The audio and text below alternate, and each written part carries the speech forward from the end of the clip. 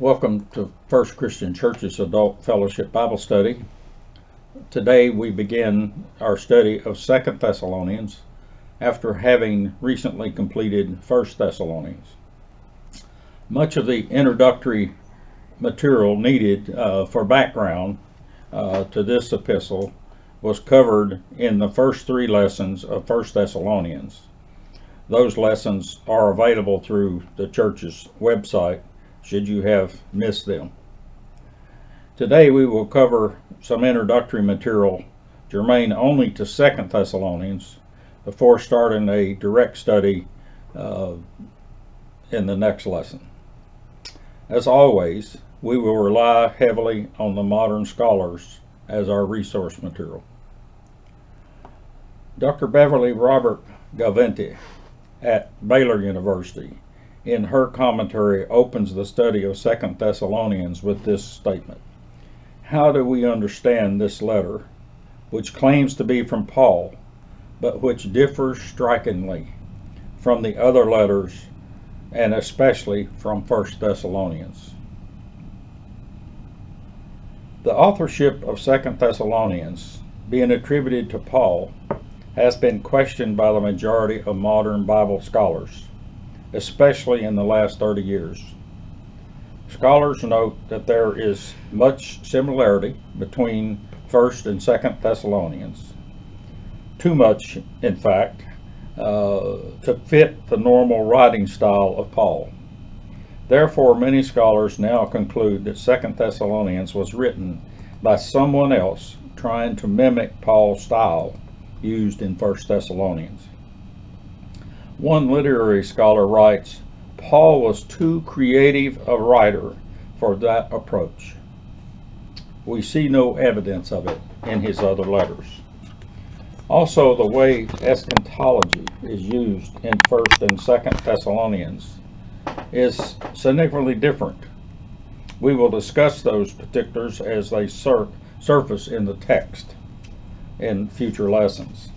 In effect, however, the approach in 2 Thessalonians presents a different apocalyptic gospel concept than is found in Paul's genuine letters, note several scholars. Dr. Abraham Smith at Southern Methodist University in his commentary says, no single piece of evidence is sufficient to conclude that Paul did not author 2 Thessalonians, but the cumulative evidence of all the pieces make it unlikely that 2 Thessalonians is a genuine Paul-authored letter. Dr. Jerry Sumney at Lexington Theological Seminary teaches this was written later, after Paul is dead and gone, when the church was in a new crisis of persecution. So 2 Thessalonians is likely written under the idea that if Paul were here now, this is what he would write you. Dr. Bart Ehrman of the University of North Carolina at Chapel Hill teaches it was considered normal and honorable at that time in history to pen in another's name, both within the Christian community and the Greco-Roman world in general. Dr. Smith and others also note that one key item in 2 Thessalonians is the introduction of a new enthusiastic brand of apocalypticism. That type of apocalyptic fervor does not arise in Christianity until much later than Paul's lifetime, scholars note. The major concern raised in 1 Thessalonians have either diminished or nearly disappeared in 2 Thessalonians, notes Dr. Gaventi. Some minor issues raised in 1 Thessalonians have increased in intensity and volume. For example, the close affirmation between the Thessalonian believers and the apostles is also present here in 2 Thessalonians, except the call for brother. He does call for them as brothers and sisters, or identify them as brother and sister, but he requests prayers for the apostles to spread the gospel. that approach wasn't that was not necessarily there in 1 Thessalonians. No mention is made of the deep concern the apostles had in 1 Thessalonians over the new church's survival and apostles' deep desire to visit them. The concern for the church's community is generally missing too here, scholars note.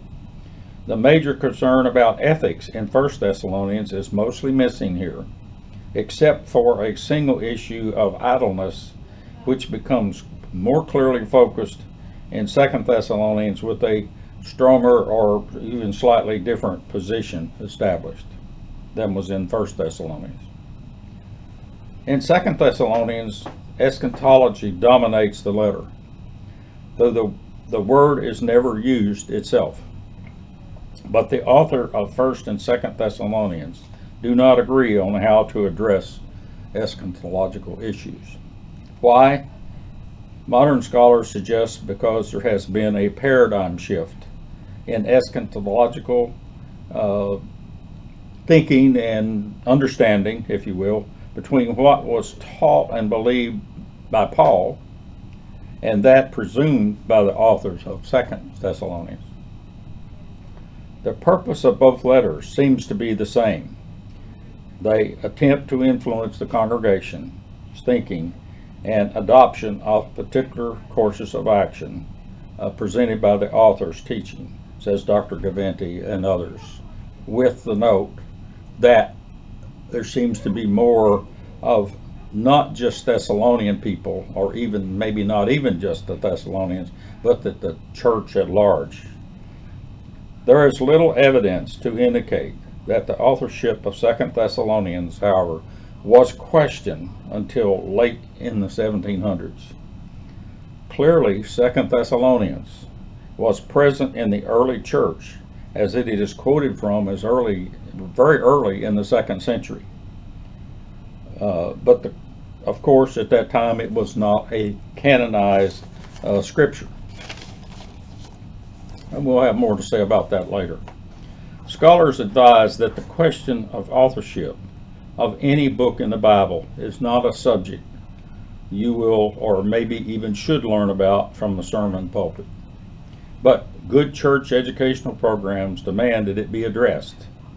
That becomes a greater and greater need as the church community becomes better educated with the readily available material and resources that are present on the internet. The younger, more educated Christian demands such topics be covered, teaches several scholars teaching the Bible at major universities. 2 Thessalonians clearly reflects a community where the Christian is experiencing significant persecution because of their belief, because of their Christianity. It seems the author's approach likely is for them to imagine what it will be like when the day of the Lord comes, that is the parousia, as a coping mechanism rather than focusing on the current persecution events that are the reality of the time. The time setting the author assumes here for this letter seems to be a few weeks or months after 1 Thessalonians, and thus reflecting a rapid decline in community driven by the persecution, is one school of thought, and that's especially the school of thought by the people who favor that Paul, in fact, authored this letter. But another school of thought, and the one that's dominating today, is this is years later, after Paul had been killed and most of the apostles are dead, or maybe all of them are dead. It's written by a disciple of Paul, they think. So-called school of Paul, maybe, is a better concept. Its writer seems to approach this not as addressing a single congregation, but also for use by a larger Christian community in general, and likely after a better realization that Christ was not coming until later and after certain key events would happen to signal that he was coming. The immediate return of Christ is not anticipated in 2 Thessalonians, where it was a key issue in 1 Thessalonians.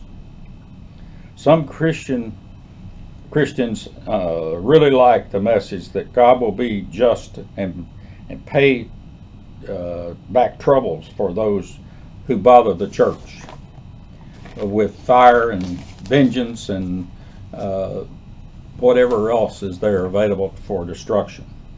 And that will happen when Christ returns. He will be accompanied by mighty angels. Those messages many people like. Some of it, that is, of course, that is not consistent with what Paul taught, nor is it consistent with the synoptic gospel teachings of Jesus. Dr. Eugene Boring, emeritus professor at Texas Christian University and a retired disciples minister, in his commentary reflects that if 2 Thessalonians was written by Paul, it was written as a response to recent developments at Thessalonica, only a few weeks or months after he penned the first letter. Such changes in such a short time do not seem reasonable. But Dr. Boring is convinced it was not written by Paul himself, nor does it address events that occurred in Paul's lifetime, but is written later and addresses issues later, maybe by a school of Paul, or even a non-disciple of Paul, he says, some claim. 1 Thessalonians assume the parousia, that is, the return of Christ event, is very near, while in 2 Thessalonians it's directly against that being the case, and actually warns against that thinking.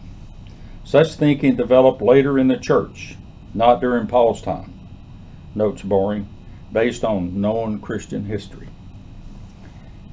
He also warns the modern church not to be confused by the difference in 1 and 2 Thessalonians. This is an example of what the canon fathers had to deal with as they selected the writings to use as the sacred scripture or canon 300 years later. Of course, it does not create problems for those who want to conclude from scripture what Paul believed or didn't believe. The canon fathers were selecting for a wider church audience, not like Paul, where he was writing to a specific audience and not a specific congregation. Canon means straight. They put together, the fathers put together a list of writings that best reflected what the best beliefs were at the time 300 years later. And they used a range, and so we see a range of gospel accounts, theological shifts, and so forth in the New Testament. That's part of what the New Testament is all about. It's not one specific story. Dr. Eugene Boring teaches that 2 Thessalonians is a significant text to Christianity, both as a book in the New Testament canon, but maybe even more so as an important text in early Christianity before it was canon, because it's clearly in the literature in multiple places. He and others claim it is so important because it interpreted Paul's first letter and is written to correct some Pauline theology that is viewed differently by the time of 2 Thessalonians writing. 2 Thessalonians is written sometime probably decades after Paul, and most, if not all, the apostles were dead. Moreover, it was written after it had become clear that Christ was not returning in the short period earliest Christians had assumed. Consequently, a new theological understanding had emerged out of need. That new theology, in part, is here in 2 Thessalonians, if not directly stated, at least implied. A dating of 2 Thessalonians between 80 and 120 AD is estimated now as the broad range of dating, with several scholars suggesting it's most likely from the 90s. The authorship, scholars say, is unknown. Maybe we should close today's lesson with a few words on how the New Testament canon came about. First, however, we must recognize that the widely held Christian belief that all the words in the New Testament were written by the original apostles through divine inspiration from God does not fit historical records.